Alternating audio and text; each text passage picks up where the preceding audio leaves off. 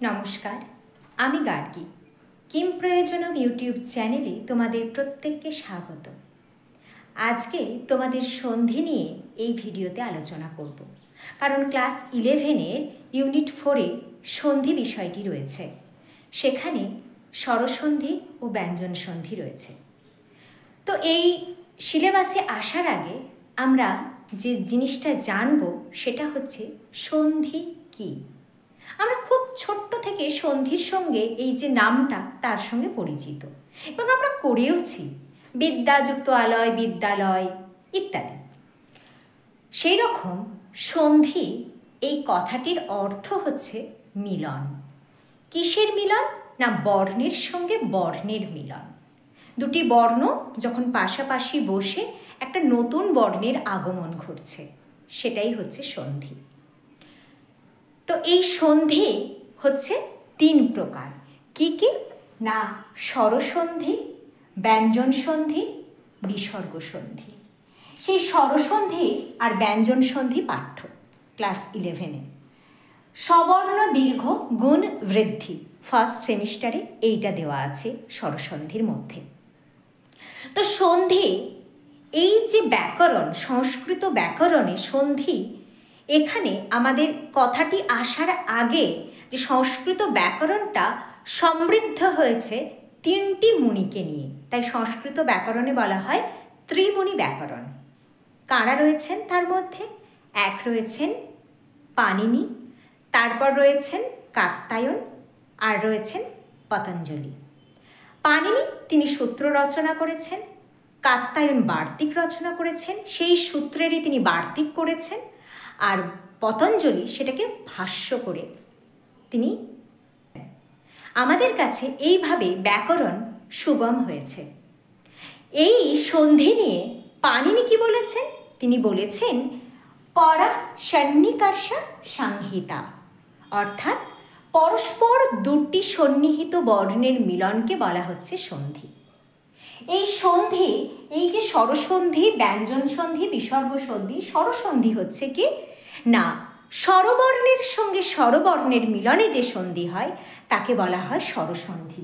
যেমন মহা যুক্ত আশয়, এদিকেও রয়েছে আকার আর এদিকে রয়েছে আকার, তাহলে দুটোই স্বরবর্ণ। আমরা জানি স্বরবর্ণ কোনগুলো, অ, আ, হ্রস্বই দীর্ঘই থেকে শুরু করে এ, ওই, ও, ও, এগুলো হচ্ছে স্বরবর্ণ।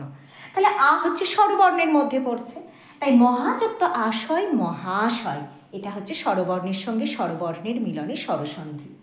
ব্যঞ্জন সন্ধিটা কি না, ব্যঞ্জন বর্ণের সঙ্গে যখন ব্যঞ্জন বর্ণের বা ব্যঞ্জন বর্ণের সঙ্গে স্বরবর্ণের যে মিলন তাকেই বলা হচ্ছে ব্যঞ্জন সন্ধি। যেমন রয়েছে শতযুক্ত জন, খণ্ডত্ব, ব্যঞ্জন বর্ণ, বর্গীর জ, ব্যঞ্জন বর্ণ দিয়ে এসছে সজ্জন।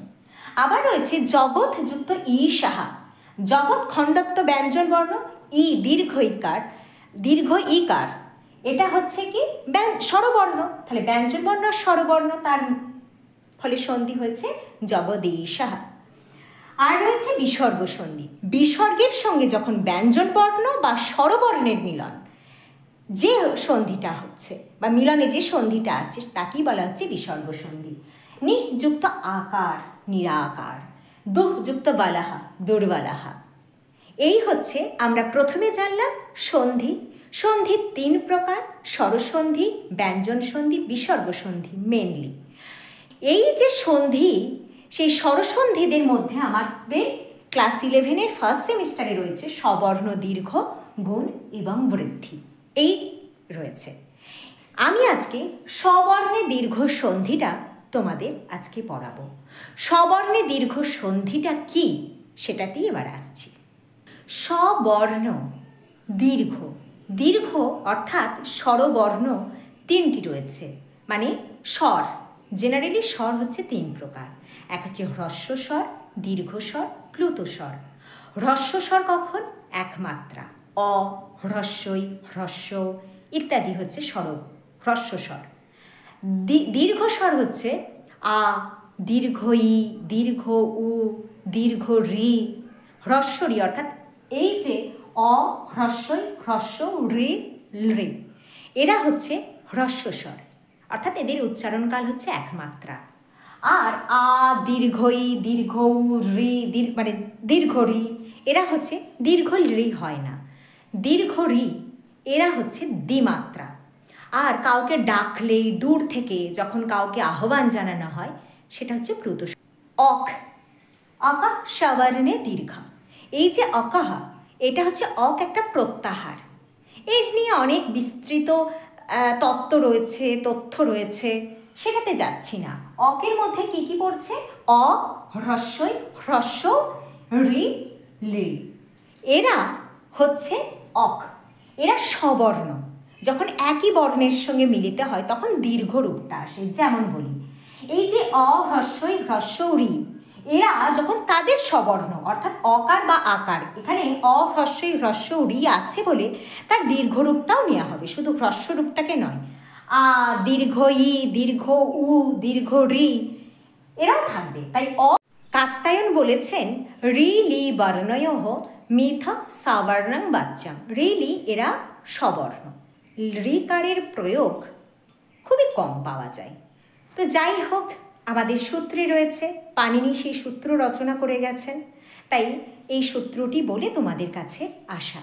সহজ পদ্ধতিতে এত কিছু বলার পর যেটা হচ্ছে একদম সংক্ষেপে যেটা বলা হয়, অকার কিংবা আকারের পর আসতেই পারে যে অকার বা আকারের পর যদি হ্রস্বইকার আসে, কেন আকার আসছে না দীর্ঘরূপ?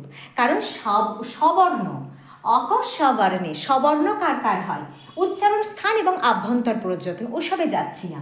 অ, এটা কণ্ঠ থেকে উচ্চারিত হচ্ছে, হ্রস্বই দীর্ঘই তালু থেকে উচ্চারিত হচ্ছে, হ্রস্ব দীর্ঘ ওষ্ঠ থেকে উচ্চারিত হচ্ছে, রি দীর্ঘ রি মূর্ধা থেকে উচ্চারিত হচ্ছে, রেকার দন্ত থেকে উচ্চারিত হচ্ছে। তাই অকারের সঙ্গে হ্রস্বকার এর কথা এই সূত্রে বলেনি, বলেছে অ এর সঙ্গে আকে যুক্ত করতে পারো। পূর্ববর্তী যে বর্ণ যদি অকার থাকে, পরবর্তী বর্ণ যদি আকার থাকে, তাহলে তা মিলেও আকার আসবে। অকার দুটি পূর্ববর্তী বর্ণে যদি অকার থাকে, পরবর্তী বর্ণেও যদি অকার থাকে, তাহলেও আকার আসবে। এইটাই কথা বলা হয়েছে। তো এরপর যদি আমরা উদাহরণগুলো দেখি তাহলে খুব সহজেই বুঝতে পারবো। এই উদাহরণগুলো দেওয়া হচ্ছে, এর সাহায্যে সহজেই বুঝতে পারবে। শশযুক্ত অঙ্ক, এখানে অকার রয়েছে, তারপর এদিকে অকার রয়েছে, দিয়ে আসছে কি শশাঙ্ক, আকার আসছে। তারপরে আসছে মহা যুক্ত অর্ণব, মহার্ণব, এখানে আকার আসছে, অর্থাৎ অকার আকার মিলে আসছে আকার। রিকার এবং রিকার আসছে ডবল রিকার, কিন্তু যে বলেছিলাম দীর্ঘ লি হয় না, সেই জন্য হত্রিকার, হত্রিযুক্ত লিকার, হত্রিকার ডবল রিকারই এসে গেছে। সাধুযুক্ত ঊর্ধ্বম, সাধুর্দম, অর্থাৎ যেটা বোঝাতে চাওয়া হয়েছে যে পরস্পর সবর্ণ, অর্থাৎ অকার বা আকারের পর অকার কিংবা আকার তা থাকলে তাহলে আকার আসবে। তেমনি হ্রস্বইকার বা দীর্ঘইকারের পর হ্রস্বইকার দীর্ঘইকার থাকলে দীর্ঘইকার আসছে। হ্রস্ব উকার দীর্ঘ উকারের পর হ্রস্ব উকার বা দীর্ঘ উকার থাকলে দীর্ঘ উকারই আসবে। রিকার বা দীর্ঘ রিকারের পর রিকার বা দীর্ঘ রিকার যাই থাকুক না কেন, তার দীর্ঘ রূপটা আসছে, অর্থাৎ এই দীর্ঘরূপ আসাটাকে দীর্ঘ সন্ধি বলছে। আকা মানে অ, হ্রস্বই, হ্রস্ব, রি, রি, এরা যদি পরস্পর সবর্ণ থাকে তাহলে দীর্ঘ রূপটা আসবে। এটাই হচ্ছে এই সূত্র।